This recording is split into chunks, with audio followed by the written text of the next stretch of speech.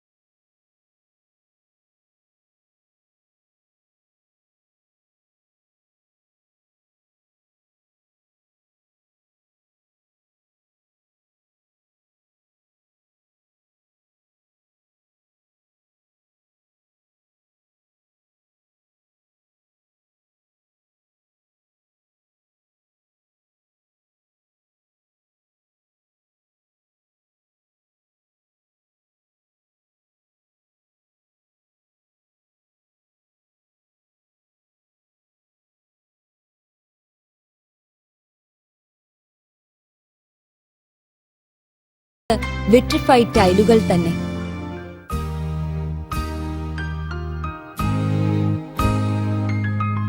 സാമാന്യം വലിപ്പമുള്ളതാണ് ഈ കിടപ്പറ.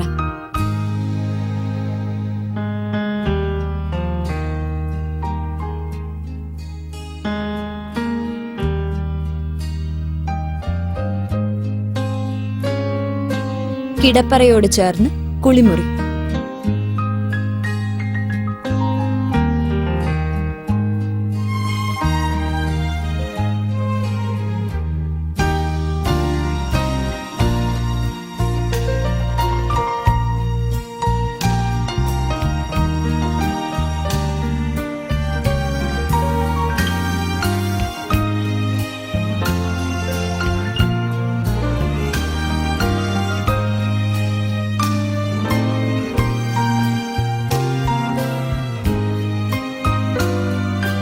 ഇനി ഇവിടുത്തെ അടുക്കള. ആധുനിക സൗകര്യങ്ങൾ.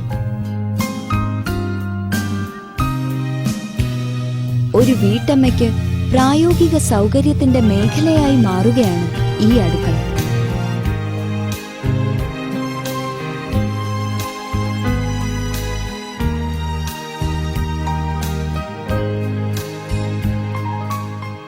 പഴമയുടെ ആഭിജാതമായ കുലീനഭാവവും പരിഷ്കാരത്തിന്റെ പ്രായോഗിക അനുഭവങ്ങളും അഴകും കൂടി ചേരുമ്പോൾ താഴേത്തു കളപ്പുരയ്ക്കൽ പ്രകൃതിയുമായി ഇഴചേർന്ന് നിലകൊള്ളുന്ന വീടായി.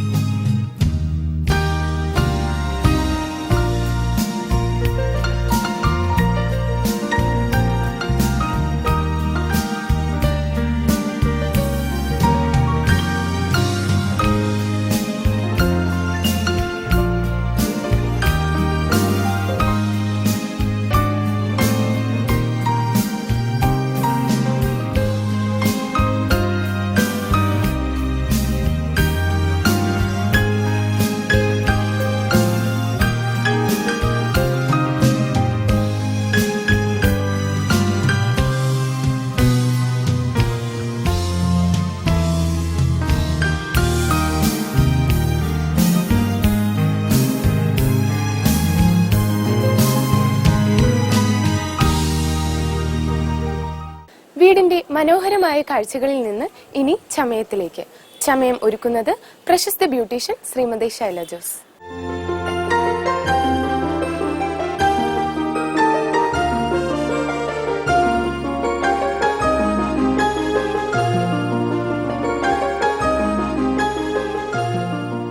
ഞാനിന്നിവിടെ അവതരിപ്പിക്കുന്നത് ആയുർവേദിക് ഫേഷ്യലാണ്. ആയുർവേദിക് ഫേഷ്യൽ എന്ന് പറഞ്ഞാൽ എല്ലാ ടൈപ്പ് സ്കിന്നുകാർക്കും ചെയ്യാൻ പറ്റുന്ന ഒന്നാണ്. ഇപ്പോൾ പലർക്കും പല പല ഫേഷ്യൽസ് ഒക്കെ ചെയ്ത് കഴിയുമ്പോൾ അലർജിയും മറ്റ് പ്രോബ്ലംസ് ഒക്കെ ഉണ്ടാകാറുണ്ട്. ഈ ഫേഷ്യലിന് അങ്ങനെ യാതൊരുവിധ പ്രശ്നങ്ങളും ഇല്ല. ഇത് അലർജിയുള്ള സ്കിന്നുകാർക്കും പിമ്പിൾ ഉള്ളവർക്കും എല്ലാവർക്കും ചെയ്യാൻ പറ്റുന്ന ഒരു ഫേഷ്യലാണ്. അതുകൊണ്ട് ഈ ഫേഷ്യൽ ചെയ്യുന്നതിന് യാതൊരു പ്രശ്നങ്ങളും ഇല്ല, എല്ലാവർക്കും ചെയ്യാൻ പറ്റുന്നതാണ്. ഈ ഫേഷ്യൽ എങ്ങനെയാണ് ചെയ്യുന്നതെന്ന് നോക്കാം. ഇതിൻ്റെ ഡീറ്റെയിൽസിലേക്ക് കടക്കാം.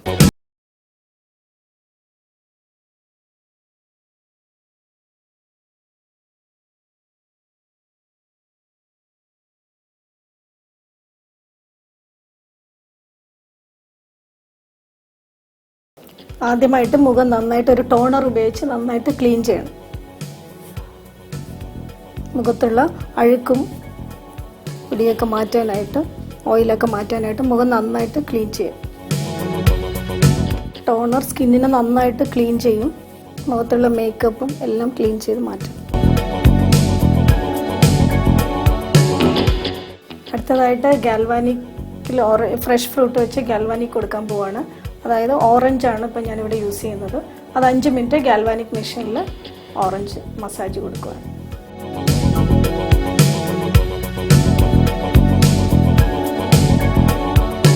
അഞ്ച് മിനിറ്റ് ഫ്രൂട്ട് വെച്ച് നന്നായിട്ട് മസാജ് കൊടുക്കണം. അപ്പോൾ ഓറഞ്ചിൽ അടങ്ങിയിട്ടുള്ള വിറ്റമിൻസൊക്കെ നന്നായിട്ട് സ്കിന്നിലോട്ട് അബ്സോർബ് ചെയ്യും. ചെറിയൊരു കറണ്ട് പാസ് ചെയ്തിട്ടാണ് നമ്മളിത് ചെയ്യുന്നത്. അപ്പോൾ പെട്ടെന്ന് തന്നെ അതിൻ്റെ എഫക്റ്റ് നമുക്ക് കിട്ടും. സ്കിന്നിലുണ്ടാവുന്ന കറുത്ത പാടുകളും ഒക്കെ മാറാനായിട്ട് ഈ മസാജ് നന്നായിട്ട് ഹെൽപ്പ് ചെയ്യും.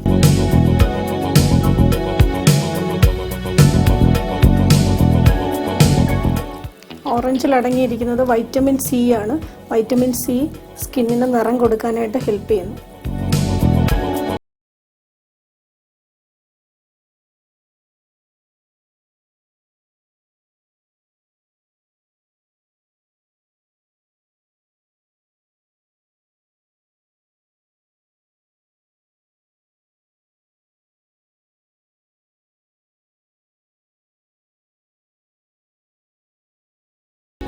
ഒരു 10 മിനിറ്റ് നമ്മൾ ഈ ജ്യൂസ് ഉപയോഗിച്ചിട്ട് നന്നായിട്ട് സ്കിന്നിൽ മസാജ് കൊടുക്കണം കൈ കൊണ്ട്.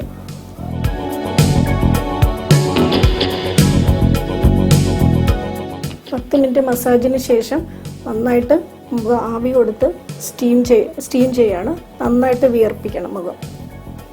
സാധാരണ രീതിയിൽ ആവി കൊടുക്കുന്നത് കൊള്ളില്ല എന്നൊക്കെ പറയുമെങ്കിലും ആയുർവേദത്തിൽ സ്റ്റീം കൊടുക്കുന്നതാണ്, വിയർപ്പിക്കുന്നതാണ് അതിൻ്റേതായിട്ടുള്ള എഫക്റ്റ് കൊടുക്കുന്നത്.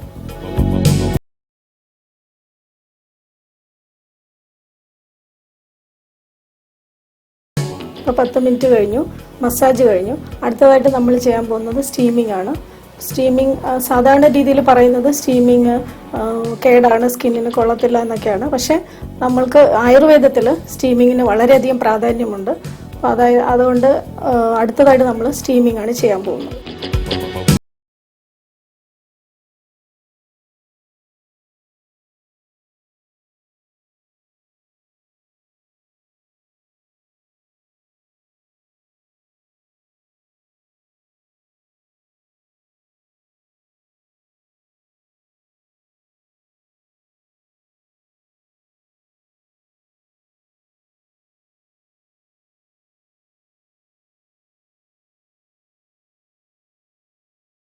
ബ്ലാക്ക് ഹെഡ്സും വൈറ്റ് ഹെഡ്സും എടുക്കുമ്പോൾ വരുന്നത് മാത്രമേ എടുക്കാവുള്ളൂ. ഒരുപാട് പ്രസ് ചെയ്തിട്ട് സ്കിന്നിന് ഡിസ്റ്റർബ് ചെയ്യരുത്.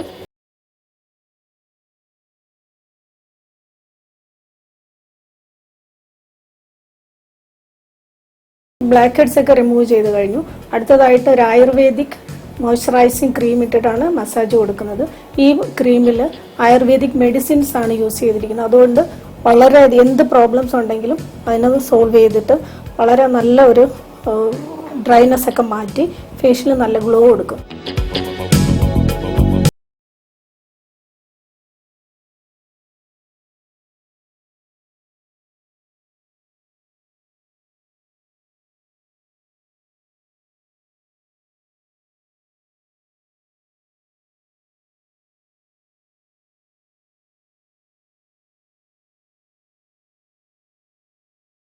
ഇപ്പം 5 മിനിറ്റ് മസാജ് കഴിഞ്ഞു. അടുത്തതായിട്ട് വീണ്ടും ഒന്നുകൂടെ നന്നായിട്ട് സ്റ്റീം ചെയ്യാണ്.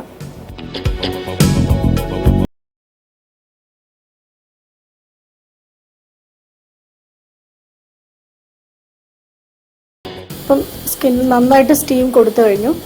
നല്ല വിയർത്തിട്ടുണ്ട്. നല്ല വിയർത്തതിന് ശേഷം മാത്രമേ ഇത് തുടച്ച് മാറ്റാവുള്ളൂ. തുടച്ച് മാറ്റിയതിന് ശേഷം ഒരു ആയുർവേദിക് ഫേസ് പാക്ക് നമ്മൾ അപ്ലൈ ചെയ്യാൻ പോവാണ്.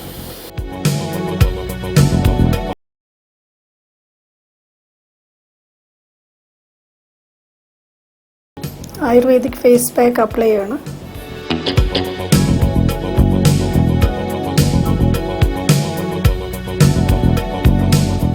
ഈ ഫേസ് പാക്ക് കണ്ണിന് ചുറ്റും ഇടുന്നതുകൊണ്ട് യാതൊരു കുഴപ്പമില്ല. കണ്ണിന് ചുറ്റുമുള്ള കറുപ്പിനൊക്കെ നല്ലതാണ്.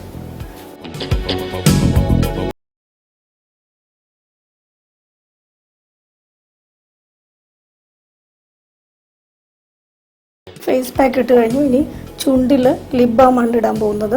ചുണ്ടിലുള്ള കറുപ്പ് ഡ്രൈനെസ് ഒക്കെ മാറുന്നതിന് വേണ്ടിയിട്ട് ഈ ആയുർവേദിക് ലിപ് ബാം ഹെൽപ്പ് ചെയ്യും. ഈ ലിപ് ബാം ഇട്ടിട്ട് 1 മിനിറ്റ് ഒന്ന് ചെറുതായിട്ടൊന്ന് മസാജ് ചെയ്യും.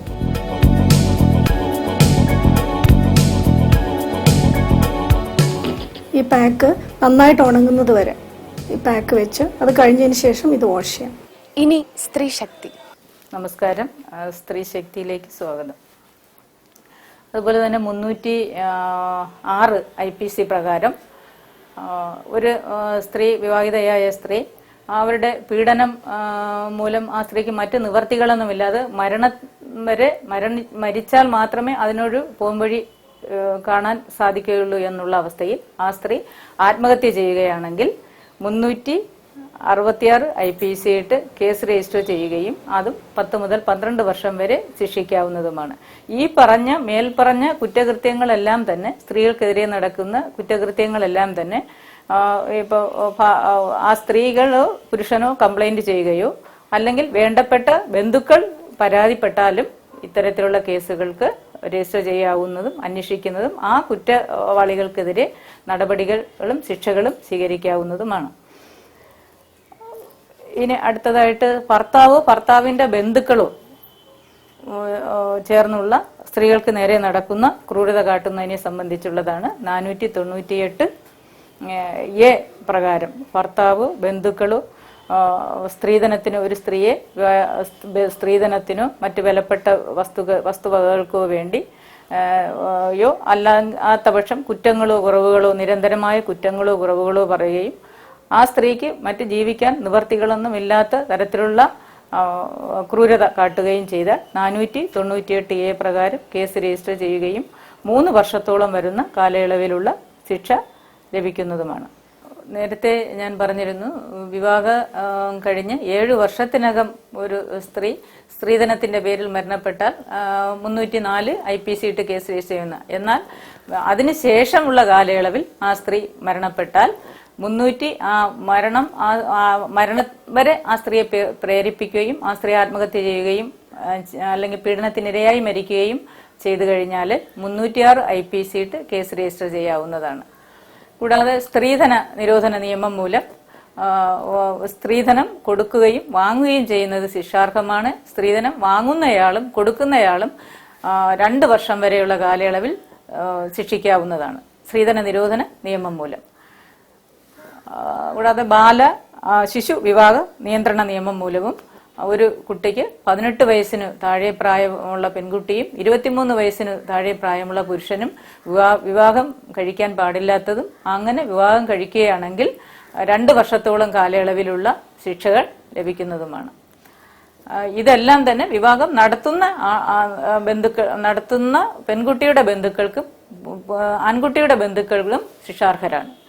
കൂടാതെ ഒരു സ്ത്രീയുടെ ഒരു 312 IPC മുതൽ 318 വരെ വിവിധ തരത്തിലുള്ള, ഞാൻ നേരത്തെ പറഞ്ഞിരുന്നു, ഭ്രൂണഹത്യ വിവിധ കാലഘട്ടത്തിൽ ഒരു സ്ത്രീയുടെ സമ്മതമില്ലാതെ ഭ്രൂണഹത്യ ചെയ്യുക, നിർബന്ധിച്ച് ഭ്രൂണഹത്യ ചെയ്യുക, അവരെ പ്രേരിപ്പിച്ച് ഭ്രൂണഹത്യ ചെയ്യുക മുതലായ ഒരു കുട്ടിയുടെ ജീവൻ 1-2 മാസത്തിനകത്ത് ഉള്ള ഗർഭഛിദ്രം, അതല്ല അതിന് കുറച്ചുകൂടി ജീവൻ വെച്ച് പ്രായമായതിനു ശേഷമുള്ള ഭ്രൂണഹത്യ, അതല്ല 10 മാസം കഴിഞ്ഞ് അതിന് ശരീര അവയവങ്ങളെല്ലാം പൂർണ്ണ രൂപം കൊണ്ടതിന് ശേഷമുള്ള, ഇതിനെല്ലാം തന്നെ ഒരു കൊലക്കുറ്റത്തോളം വരുന്ന ഇതിന് കേസ് രജിസ്റ്റർ ചെയ്യാവുന്നതും ഒരു 10 മുതൽ 12 വർഷം വരെയുള്ള ശിക്ഷകൾ ലഭിക്കാവുന്നതുമാണ്.